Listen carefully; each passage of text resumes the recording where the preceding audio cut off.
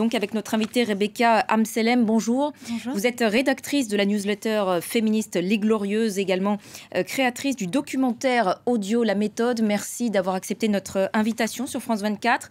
5 ans après le mouvement MeToo, la société française reste très sexiste. C'est donc ce qu'indique ce rapport. En fait, je pense qu'on est à un moment assez particulier de notre société parce qu'on peut dire que notre société n'a jamais été aussi féministe, que les messages féministes n'ont jamais été autant diffusés dans notre société. Et pour autant, on voit l'émergence de discours masculinistes qui font leur chemin également, notamment parmi les jeunes garçons. Et en fait, je pense qu'il y a plusieurs explications qui permettent de comprendre pourquoi ces discours sont de plus en plus présents. La première, c'est la montée de l'extrême droite dans notre société. Aujourd'hui, c'est vrai qu'on voit des discours d'extrême droite et donc des discours masculinistes, racistes, qui sont de plus en plus présents dans la sphère médiatique, dans la sphère publique et dans la sphère politique, qui malheureusement ont pour conséquence de faire en sorte que les jeunes hommes ont ou partagent de plus en plus des idées sexistes. Alors, vous l'avez dit, certains chiffres interpellent, notamment pour les jeunes hommes, donc les 18-24 ans, même les 25-34 ans. 20% considèrent qu'il faut se vanter de ses exploits sexuels auprès de ses amis pour être respecté dans la société. 16% par ailleurs continuent de penser que les femmes agressées sexuellement sont en partie responsables de la situation. Comment vous expliquez ces chiffres? Est-ce que c'est aussi, disons, les conséquences de ce qu'on voit, de ce qu'on entend sur les réseaux sociaux? Alors en fait, je pense qu'il y a un discours assez étrange qui fait qu'on a tendance à remettre, ou en tout cas à expliquer le discours de ces jeunes garçons en disant que c'est à cause des discours féministes qui se seraient développés dans notre société ces dernières années. Je pense qu'il ne faut pas confondre la cause et la solution. La solution, ce sont davantage des discours féministes dans notre société et la cause, ce sont des discours masculinistes.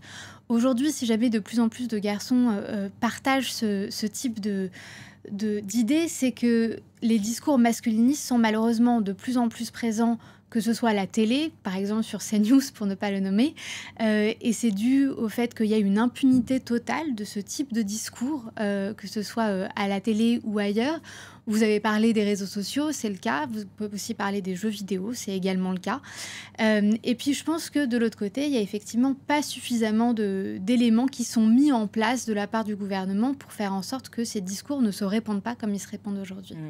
Alors certains, vous avez évoqué la montée en puissance quand même, évidemment, on l'a vu avec le mouvement MeToo ces dernières années des discours féministes. Certains hommes disent, disons, saturés ou en tout cas se sentent stigmatisés par ces discours. Est-ce que ça peut aussi expliquer qu'ils se mettent un peu en porte-à-faux par rapport à la tendance que vous avez décrite? Alors, je ne suis pas tout à fait d'accord avec ça parce que je pense que ce serait remettre la faute sur les discours féministes que de penser qu'on est contre l'égalité.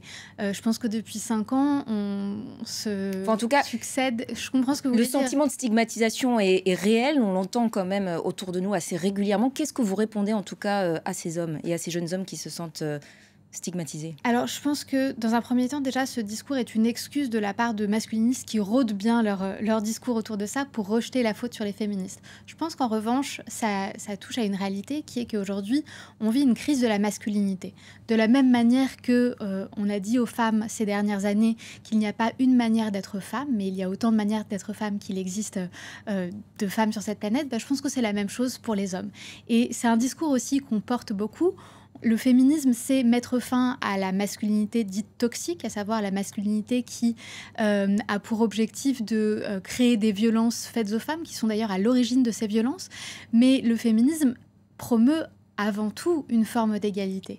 Et le féminisme a pour objectif de mettre fin d'ailleurs à cette crise de la masculinité aujourd'hui. Et c'est ça qu'on veut dire aux jeunes garçons aussi. Nous, ce qu'on veut, c'est qu'il n'y ait pas de modèle de masculinité toxique dans nos sociétés.